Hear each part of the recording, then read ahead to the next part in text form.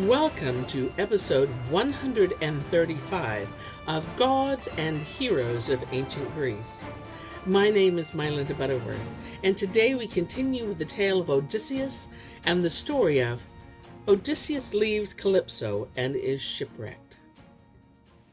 Hermes, the messenger of Zeus, stepped from the upper air and swooped down upon the sea, skimmed the waves like a seagull, and sped to Ogygia, Calypso's realm, as the gods had commanded. He found the fair-tressed nymph at home. A fire was burning on her hearth, and the spicy fragrance of split cedar logs drifted over the island. Calypso was singing sweetly in her grotto while she wove an exquisite web with a shuttle of gold. Her grotto stood in a grove green with alder, poplar, and cypress, and in the trees nested bright-colored birds, and also hawks, owls, and crows.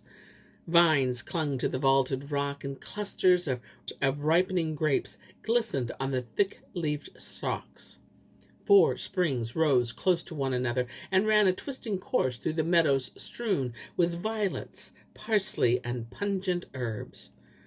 Hermes stood for a moment and marveled at the beauty of the island. Then he entered the grotto.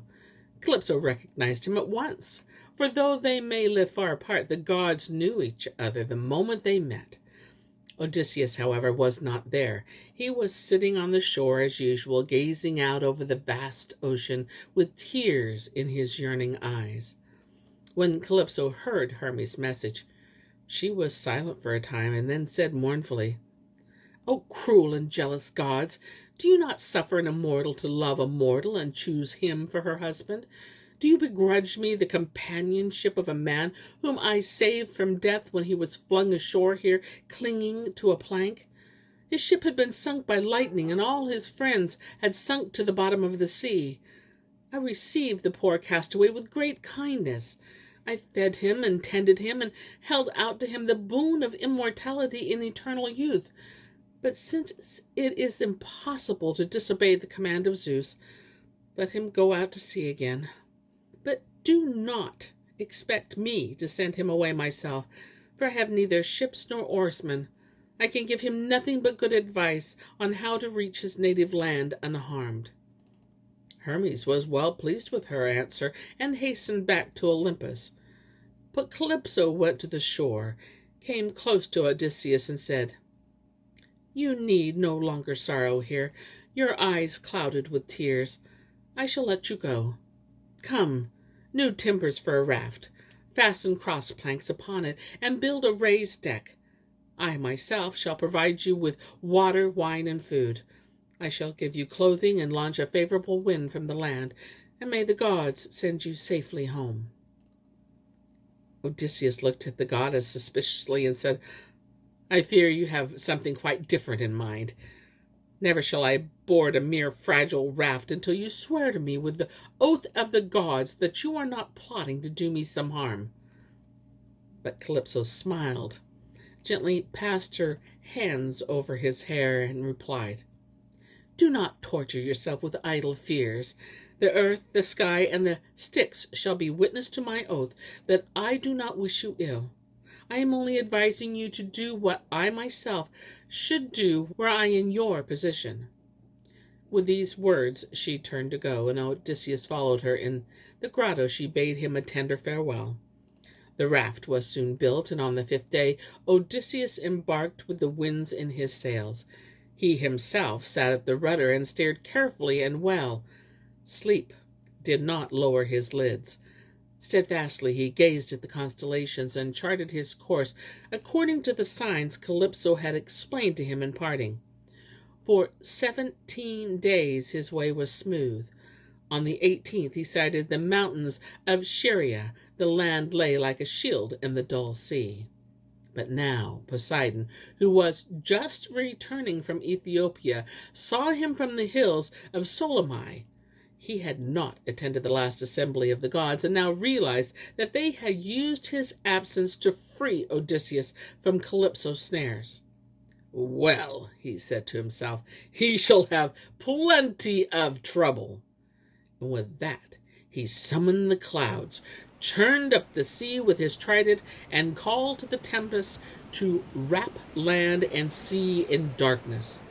The winds howled around the raft, and Odysseus trembled and groaned aloud that he would rather have died at the hands of the Trojans. While he was lamenting, a wave broke over him and swept his raft into a whirlpool. The rudder slipped from his grasp. The mast, the yards, and the planks drove here and there across the angry waters. Odysseus was washed under. His wet tunic dragged him down. At last he came up, spat out the brine he had swallowed, and swam toward the floating timbers. He reached the biggest of them and swung himself on it.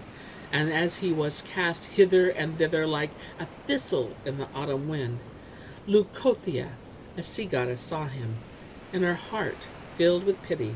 Like a sea-fowl, she rose up from the deep, perched on the raft, and said, "Listen to what I advise you, Odysseus. Take off your clothes. Leave the plank to the storm. Wind my veil about you here under your breast, and then swim and scorn the terrors of the sea." Odysseus took the veil, and the goddess vanished. Though he had small faith in her words, he obeyed her directions. Like a rider, he sat astride his plank, drew off the tunic Calypso had given him, wound the veil around his body, and slipped into the wild waves. Gravely, Poseidon shook his head when he saw the bold swimmer. "Well then," he said, "wander through the sea until Zeus sends you aid. You shall still have more than enough to suffer." With these words, the god left the sea and withdrew to his palace. For 2 days and nights, Odysseus was driven through the ocean.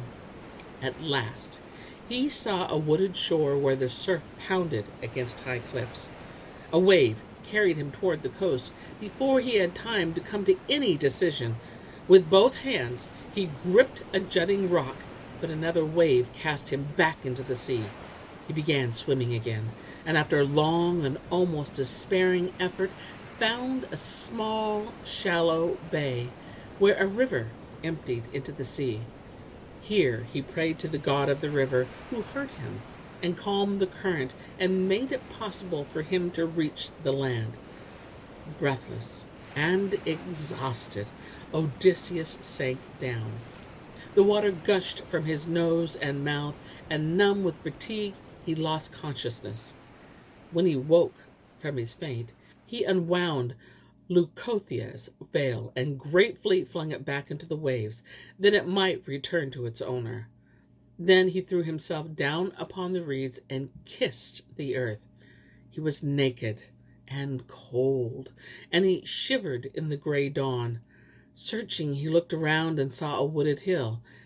Then he climbed and bedded himself under 2 twisted olive trees, one wild and one tame, and so thickly leafed that neither wind nor rain nor the rays of the sun could penetrate the foliage.